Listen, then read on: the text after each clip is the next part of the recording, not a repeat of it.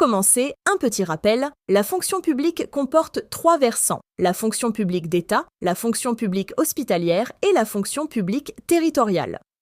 S'il est possible de recruter des contractuels dans la fonction publique, les emplois sont en principe pourvus par des fonctionnaires qui sont, vis-à-vis de l'administration, placés dans une position statutaire et réglementaire définie par le Code général de la fonction publique.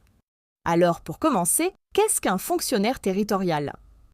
Un fonctionnaire territorial travaille par exemple dans une mairie, un CCAS, une communauté d'agglomération, un conseil départemental ou régional, un syndicat intercommunal de traitement des ordures ménagères. Il relève d'une catégorie hiérarchique. La catégorie A pour les fonctions de conception, de direction et d'encadrement, la catégorie B pour les fonctions d'encadrement intermédiaire et la catégorie C pour celles d'exécution et de maîtrise. Il est rattaché à une filière administrative, technique, animation, sociale, culturelle, sportive, police municipale ou sapeur-pompier. Le fonctionnaire étant titulaire de son grade et non de son emploi, il peut être amené à exercer différents métiers. Par exemple, un adjoint technique territorial peut se voir confier des missions dans les espaces verts, dans les bâtiments ou dans une cantine scolaire. Y a-t-il des conditions à respecter pour devenir fonctionnaire ? Oui, il faut être de nationalité française. Un ressortissant européen peut également devenir fonctionnaire, sauf pour les emplois dits de souveraineté, comme la police municipale. Il faut jouir de ses droits civiques, c'est-à-dire avoir le droit de vote et de pouvoir se présenter aux élections politiques. Il ne faut pas avoir de mention au bulletin numéro 2 de son casier judiciaire jugé incompatible avec vos fonctions par votre futur employeur.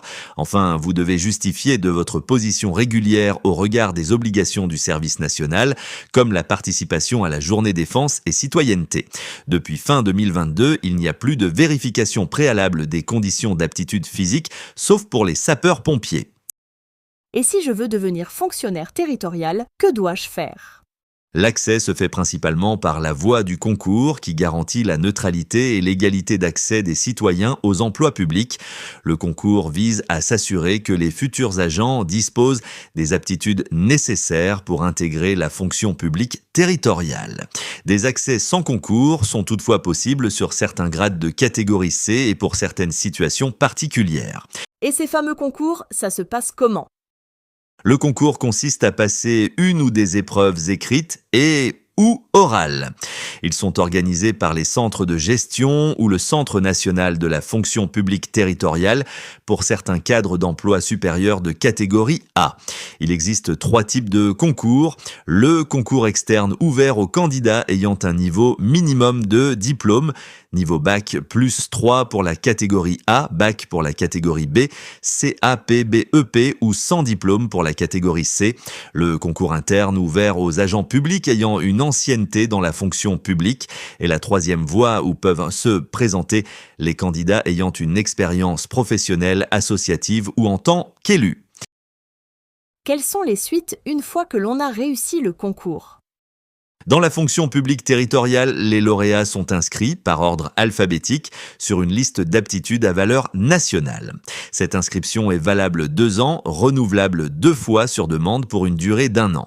Attention, la réussite au concours ne vaut pas recrutement. Chaque candidat doit rechercher un poste.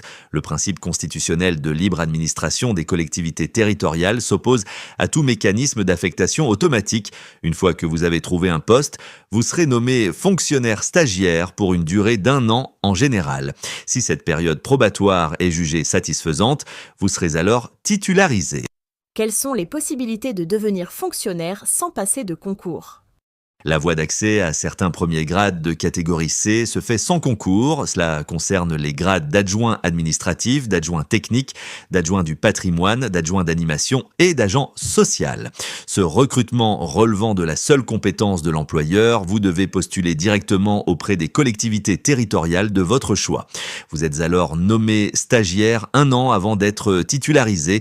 Attention, les conditions d'accès général, nationalité, droits civiques, position régulière, restent identiques. Il existe également des dispositions dérogatoires par le biais de contrats avant titularisation pour les personnes en situation de handicap, pour des jeunes sans diplôme ou pour des personnes durablement éloignées de l'emploi. Et voilà, À présent, vous connaissez toutes les modalités pour devenir fonctionnaire territorial.